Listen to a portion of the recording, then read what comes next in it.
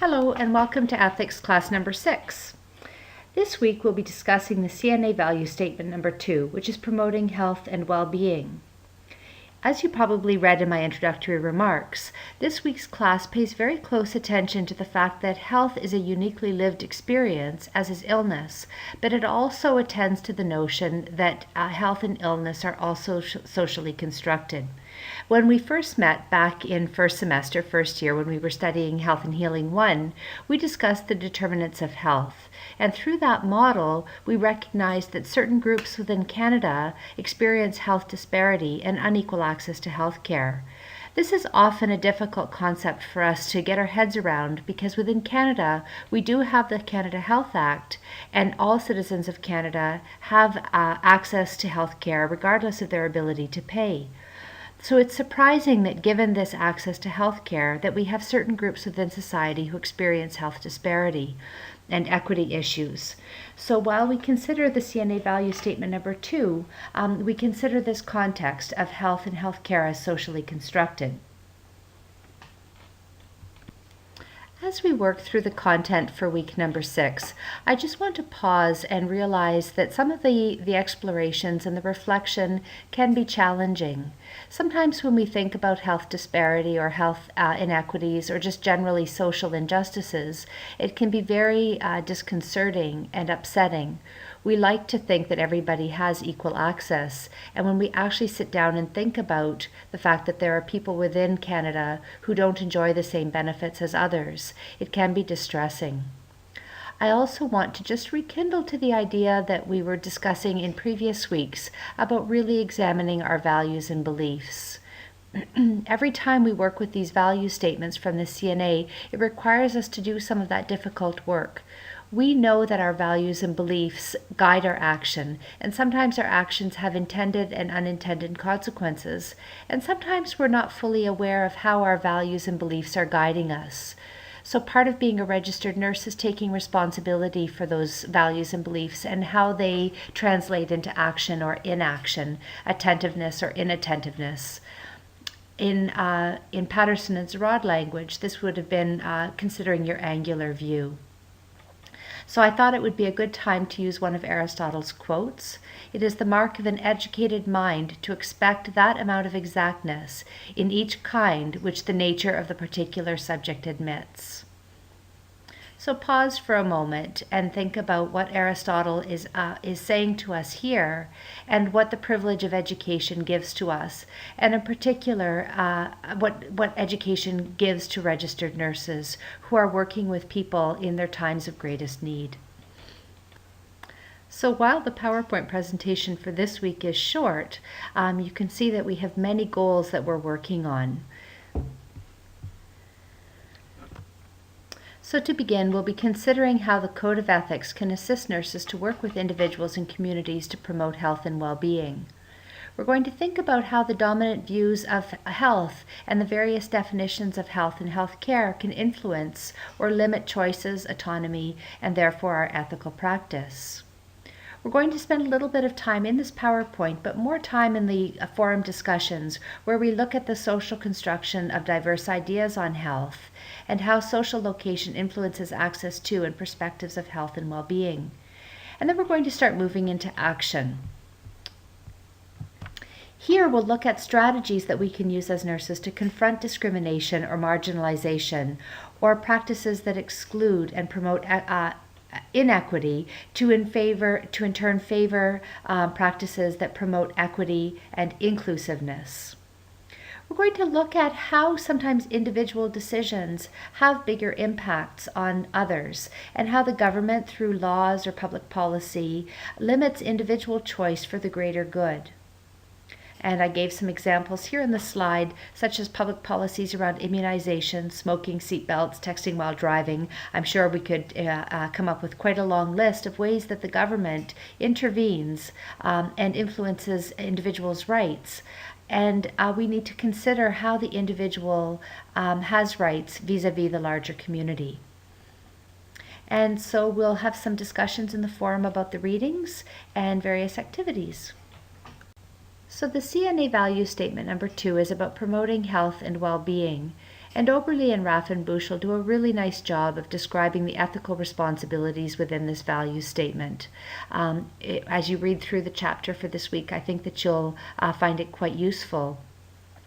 But some of the responsibilities that we have as nurses within this value statement is to provide care directed first and foremost toward the health and well-being of the person, family, or community in their care. When I discussed earlier about the fact that sometimes individuals' rights are limited in favor of the greater good, what this value statement asks us to consider is using the least restrictive measures. So if we have to limit an individual's choice or autonomy, that we do so in the least intrusive manner possible. And that lastly, one of our other responsibilities is that we work with others to maximize health of those receiving or needing care and respect the knowledge, skill, and perspectives of all. And we can see within this responsibility, this requires us to recognize that health is uniquely lived and that what works for one person will not necessarily work for another, and that our actions are really guided toward that individual's autonomy and their own views and perspectives. So as I mentioned in my opening statements, some of the work that needs to happen around the content for this week is individual work. It's reflecting on values and beliefs and our actions and inactions. But one place that we can start in terms of understanding the individual experience of health is to look at the story of Maria on page 108. And the textbook guides you through some very nice questions in terms of thinking, is she ill or healthy? And we can see through that illustration, through her story, that health is uniquely lived. I'd also encourage you to think back on your practicum experiences. And have you been surprised by people's experiences or what they've thought about health and well-being? I'm thinking about some of the instances that I've had in practicum in year 2 when we go into long-term care settings and we work with the very old. Sometimes it's quite surprising, both for myself and for students, to realize that the kind of meaning and significance that people who are very frail still attribute to their life. And I think that those experiences are really educational for us. And so I just thought it would be a good time for us to pause the presentation and to really think about the story of Maria and think back to the patients that you've cared for so far, and to see where your views about health and well-being and illness have been challenged. So if we return to the idea that an ethical practice is aimed at promoting the good and promoting justice for all, it's important that we consider that the patient's ideas and the nurse's ideas are not necessarily the same. They don't need to be the same, and it's really how we relate to one another and how we interact and how we include or exclude those various perspectives. And I think in this instance, around this value statement, recognizing a nurse's power and how that power can be used to promote the good or to promote the nurse's position is important. And that links us back to a previous slide where we talk about the responsibilities of nurses to really do what is in the patient's best interest. And to be able to work in the patient's best interest, it requires us to understand what is important to that patient. We've also discussed in our time together that although all of the health disciplines are learning about ethics and ethical practice, we each have a distinct body of knowledge. Nursing uses nursing theories to organize our practice. So for example, you've been learning about Nightingale's theory and how she organizes nursing knowledge and nursing practice. In Health and Healing 2, you were working with Jean Watson's theory. In semester 3, you were thinking about Patterson and Zarad's. And now that you're in semester 4, you're thinking about Parsi. So nursing has a distinct body of knowledge, and we have distinct ways of thinking about health and illness and healthcare practice, but so too do the other health disciplines. And so part of ethical practice, as I mentioned previously, is that we have to make ethical decisions and work ethically within the healthcare team. And so recognizing how different perspectives of health and illness are understood can help us to work effectively in an interdisciplinary team context. So this slide is just one of these overview slides that I create for you. And this just reviews various content that you've studied really since you came to nursing school. So for example, in Health and Healing 1, we learned about the biomedical model. And we learned about how this model still dominates healthcare today. It's dominated by Western thinking. There's a focus on physiology and disease, and health is achieved through medical expertise. And so we see so much of the biomedical model or the medical model when we work in acute care. And sometimes we struggle as nurses with this model because it organizes our care, sometimes away from some of the individual perspective that we would prefer.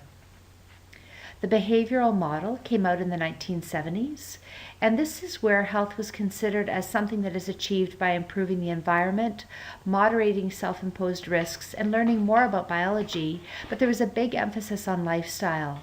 And we critiqued this in Health and Healing 1, where we recognized that not everybody has the same access to lifestyle and to being able to make choices within lifestyle.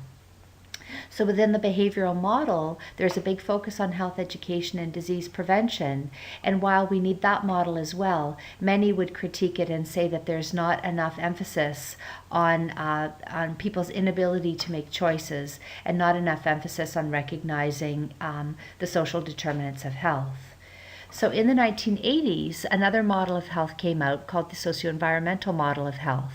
And here there's an emphasis on the connections between family, community, self-efficacy, and self-determination.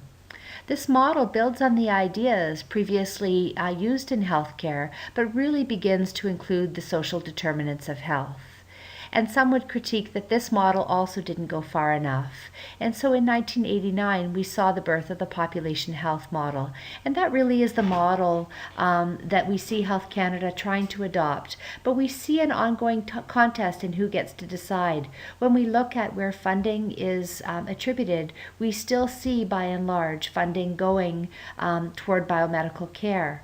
But the population health model is suggesting that we explore more the determinants of health, and in particular that we examine poverty as a key determinant of health.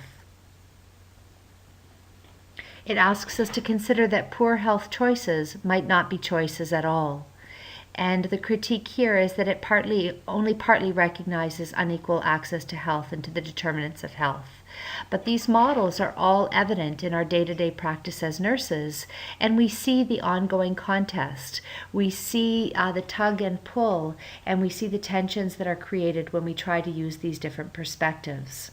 So I thought that it was important that we do a quick review. Your textbook will provide a deeper explanation, and certainly pull on your own experiences from other courses as well. So in terms of enacting the value statement number 2 about promoting health and well-being, we can see that the model and the definition of health will greatly influence what we're able to do within this value statement. So when we consider our responsibilities around promoting health and well-being, I thought that I would pull out a few other ideas around the population health approach and how this can lead us to consider health in different ways. And so in particular, when we're thinking about the population health approach, it asks us to consider that individuals are shaped by their environments, and that poor health choices may not be choices at all. And I think that the stories in the chapter readings, for example, the final story where Rob is working with the patient, really calls into question about how people are able to actively make choices. It asks us to look at our patterns of practice in terms of how we're promoting health and the strategies that we're using that have the greatest good for the greatest number. And when we look at health disparity, we have to really think about the fact that there are groups within Canada who do not have the same health status as other groups. And so when we think about population health and our responsibilities within this value statement, we're really compelled to examine how we as nurses are contributing to those statistics. And Oberle and Raffin state what many health researchers are stating, and what Florence Nightingale long before them was stating, is that the best way to reduce inequities in health is to look at the determinants of health. As I stated in my opening remarks, Florence Nightingale recognized that people living in poor conditions and in unsanitary conditions had poorer health than those who lived in clean conditions. And so this is not a new idea, and yet we see it taking a very long time to be implemented. I thought that I would bring this slide into the ethics class. You saw this model. It's a population health and health promotion model that the Government of Canada uses. You were introduced to this model in Health and Healing 1. And it's very interesting that we would be considering these same ideas here in ethics. But what I wanted to draw your attention to is that underpinning all of the model of population health are the values and assumptions that we carry with us. So our values and assumptions and our beliefs influence what we notice and what we don't notice. And they influence the kinds of decisions that we make. So I thought it was interesting to consider this model at this time, and the work that I described needed to happen for this week, which is about reflection and really examining how we're including various perspectives in our practice. So in recognizing some of the reflection that needs to happen for the key learnings of this week to occur, I thought it would be worthwhile to pause the presentation at this time and to do a little bit of individual work in preparation for the case study. So what I would ask you to do is to take each one of the models or definitions of health that I presented a few slides ago, I think it's 3 slides ago, and to describe what ethical nursing care would look like. So for example, what does ethical nursing care look like within the biomedical model, or the behavioral model, or the socio-environmental model? So really think about what ethical nursing care would look like. Then the next step is for you to think about what cherished notions of nursing care might be challenged under each model. You've been in nursing long enough, I think, to recognize that we have certain perspectives that we favor or that we privilege. And recognizing that some knowledge forms are privileged requires us to also recognize that when something is privileged, it possibly means that other knowledge forms are marginalized or subjugated or somehow lower on a hierarchy. And as soon as we see that a hierarchy is ascribed, that's a flag for us to really look at the notion that perhaps some groups or some views are excluded. So I'd like you to think about which notions of nursing care might be challenged under each model. And the last step is for you to think about what new skills in ethical reflection you would need to develop within each model to practice ethically. So Michael Yeo, he's another Canadian ethicist, and he works with Anne Morehouse from Seneca College. And one of the quotes that I liked from him is that morality is rooted in our sense of oughtness.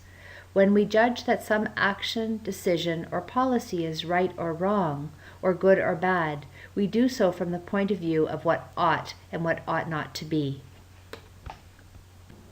Okay, we're moving into the part of the class where we continue to look at strategies and approaches that can actually help us as nurses to enact value statement number 2. But before we do that, I wanted to pull out one of the quotes from Oberle and Raffen-Buchel. They say it is easy for nurses, who in many ways are in a privileged position of relative power, to assume that individuals are too lazy, unmotivated, or lacking in knowledge to make choices. And so here, Oberle and Raffen are calling upon us to recognize our own privilege and to recognize that our circumstances as nurses can be quite different from the patients with whom we're working. So that leads us nicely into some of the strategies that we can use. And they're really strategies about identifying and building upon the strengths of the people that we work with. It's recognizing that they have it within them to make choices, but perhaps they need further support. So some of the strategies that we can use are around health teaching and motivation. And one of the articles for this week, the Redmond article, challenges us to look at the role that health teaching can play in an ethical practice. So there's a question in the forum discussion that will let us explore that further. Another strategy is to really pay attention and to include a consideration of the determinants of health when we're working with individuals and groups. and to really critique the choice discourse. Are people really freely choosing? And to recognize our own privilege, because when we are aware, so we go back to the requisite capacities for engaging therapeutically, self-awareness and self-knowledge are requisite capacities. So recognizing our privilege is important. In order for us to do this important ethical work, we have to trust that patients are partners in their care. We have to give more than lip service to the notion of patient-centered care. We have to respect and support individuals' rights to make decisions, even when those decisions are not the decisions that we as nurses would make or that we as human beings would make. And another strategy is to respect and support the individual's rights and autonomy. And you've been in nursing school long enough to recognize that actually supporting an individual's autonomy is quite challenging. I'm thinking, for example, some of the routines that exist within institutionalized healthcare. So if you think about the long-term care settings and how there's a routine in the way that patients are awakened in the morning, the way that they're prepared for breakfast, the choices that they have in terms of where to eat breakfast, and so on. So while on the surface, I think we would all like to think that we support autonomy and individual rights, but when it comes down to it, there are many standardized care approaches that hinder autonomy. And a feminist ethic in particular is quite useful when we explore how people decide. Some people would say that autonomy is relative, and that autonomy exists in relationship to others, that we seldom make decisions on our own. And we make decisions within a complex web of relationships, responsibilities, and social structures. So the example that I'm giving here are mothers. And so mothers often make decisions really with their mothering responsibilities in mind and with their dedication to their children in mind. So we would ask then, how freely choosing can a mother be when she has so many other responsibilities that go with it? So it's really recognizing the socio-political environment in which decisions are made. And some of the other strategies that as nurses we can do to try to enact the value statement number 2 is to recognize our privilege. In the reading guide, I included Peggy McIntosh's White Privilege, and there are questions that have been adapted exploring age privilege. And I know that some of you will have seen these articles before, but if you haven't, please go and have a look. So recognizing our privilege helps us to remember that health and illness is a unique experience, and it helps us to consider the socio-political context. So recognizing nurses' privilege, white privilege, our privilege of education, age, social status, the privileges that are accorded to us by the virtue of being a professional, and many other privileges. I pulled out one of the quotes from McIntosh's article. "My schooling gave me no training in seeing myself as an oppressor, as an unfairly advantaged person, or as a participant in a damaged culture. I was taught to see myself as an individual whose moral state depended on her individual moral will. Whites are taught to think of their lives as morally neutral, normative, and average, and also ideal, so that when we work to benefit others, this is seen as work that will allow them to be more like us." So pause for a moment and think about what that means for you in terms of values clarification. So as we support decision-making, it's important to think about what happens to the person who does not conform to the nurse's ideas. And I'm wondering if you've observed judgments or respect issues that have limited autonomy. For example, the non-compliant patient. I'm sure that you've heard discussions in the practicum areas about the difficult patient or somebody who's not really following the rules. And what happens to this person who doesn't conform to ideas of what is normal or what is ideal or what is right? And you're welcome to bring these stories into the discussion forums. So the second article that is included as the required reading for this week is the Dawn Brown Saltzman Shirk and Wunsch article. And this article recognizes that ethical activism and assertiveness is required for us to truly promote health and well-being. And the article recognizes that it's not always easy to take that route. So one of the forum discussion questions that we have for this week allows us to examine this issue. I've also created a reading guide for you if you would find that helpful as you read through the article. So what we're trying to do here through the articles and through the discussions this week is to recognize that promoting health and well-being is an ethical act, and it requires ethical decision-making and ethical frameworks. So for us to be able to practice ethically, once again, we have to turn to the theories that we were studying in the first 4 weeks of class and to the decision-making models so that we can ensure that our actions, in fact, are ethical actions and they're not somehow being swayed by prejudices, by our values and beliefs, by stereotypes or biases, and that we truly are working in the best interest of our patients or clients. So in the internet section of the class, you'll see that I've created some hyperlinks for you to watch another few chapters of the WIT video. And so as you watch the video, if you haven't already, just pause, but pay attention to how different models of health influence care. Watch how decisions are made. Watch how patient teaching is used, including the use of words. And pay attention to how Dr. Baring's perspectives change with their experience and social location. So it's been a little while since you watched the first few chapters of the video, but try to remember what she was like and the things that she valued and thought were important. And this will give you a little bit of insight into social location and how health is uniquely experienced and how our experiences shape what we see as important. So earlier in my presentation, I mentioned the story of Rob from page 126, but now that you've had a chance to think about some of the strategies that we as nurses can use to promote health and well-being in a new way, reflect again on Rob's story. So in your small groups, you may prefer to use this case study over the WIT case study, but feel free to use whichever one is your preference. So in conclusion, I would like to leave you with some questions. Again, there are always more questions in an ethics class than there are answers. But I'm wondering how you have observed nurses dealing with diversity in their work so far. I'm wondering how you have dealt with diversity. How do we balance individual rights and community rights? How do we move from the individual to the global in our considerations?